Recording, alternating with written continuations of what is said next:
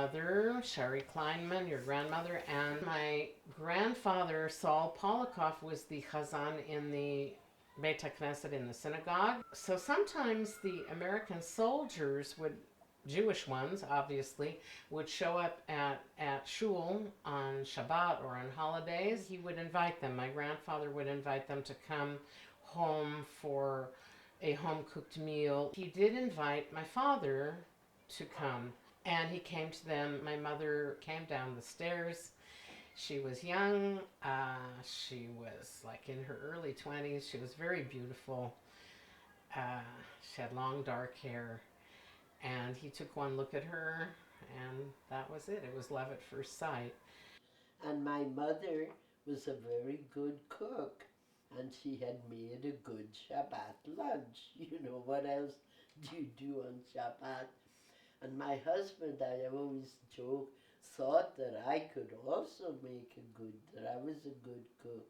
I wasn't at all. But he thought I was. So that's how they met. And then they went out for a few days, about 4 days, they went out together. At that point, the field hospital was transferred elsewhere in Europe, and they ended up being in an area where there was a big battle fought, and it reached the news, it reached the front page of the newspapers. My mother was not supposed to know where they were, but somehow she did. It was World War II. A lot of fighting against the Germans. And I remember then after he had to go back to the army, and there were pictures on the front page of the paper of American soldiers who'd been killed. And we were already engaged. We were not married yet, but we were going to be married. So she was very concerned that my father was right at the site of this big battle, and a lot of people were killed. And so she sent off a telegram to him asking if he was okay. And he got this telegram from this young woman that he dated for 4 days. And he was very impressed. He said to himself, well, you know, she sent me this telegram. Even my own mother didn't send a telegram. He sent a letter with the proposal, but that was from Europe. And it came to next door instead of our home.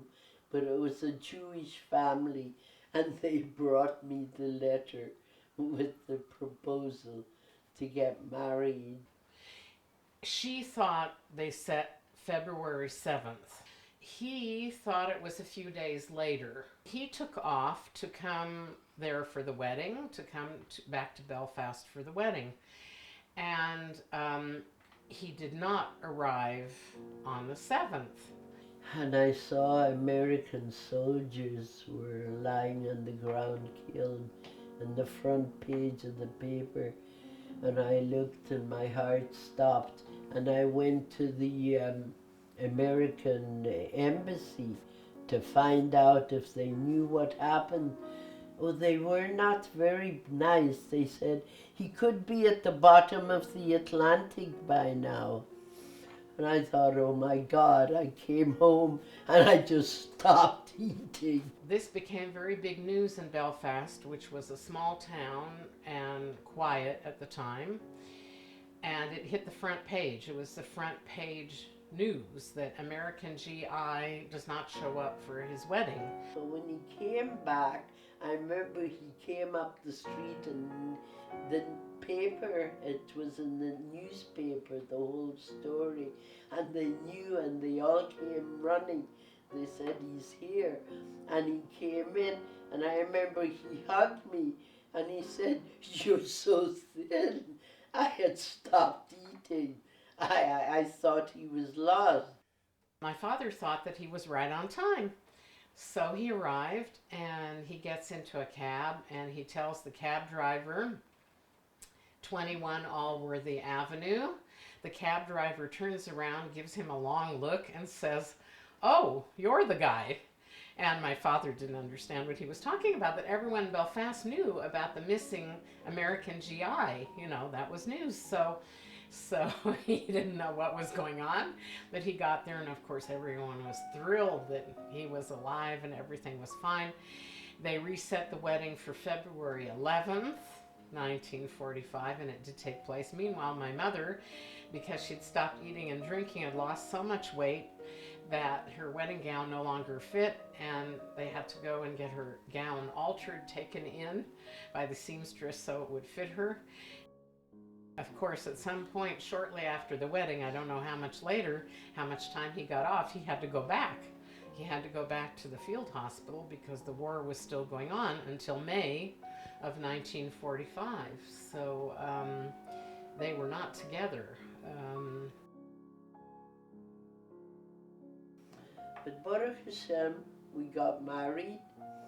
Your mother was born. You were born. It's all my fault. And you,